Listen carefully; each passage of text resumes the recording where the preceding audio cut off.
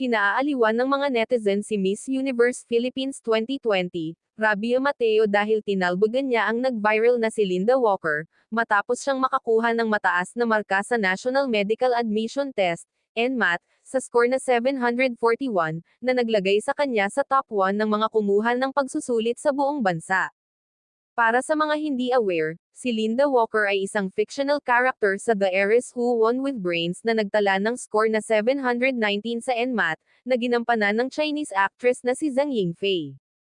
Ang NMAT ay isang standardized entrance examination na karaniwang requirement para sa mga nais makapasok sa mga medical school sa Pilipinas. Ang resulta nito ay sinusukat sa pamamagitan ng GPS na may saklaw na 200 hanggang 800, kalakip ang percentile ranking na naghahambing sa performance ng mga examinee sa buong bansa. Bago pa man sumabak sa mundo ng pageantry at showbiz, si Rabia ay nagtapos ng Bachelor of Science in Physical Therapy sa Iloilo Doctors College noong 2018, kung saan nagtapos siya bilang cum laude.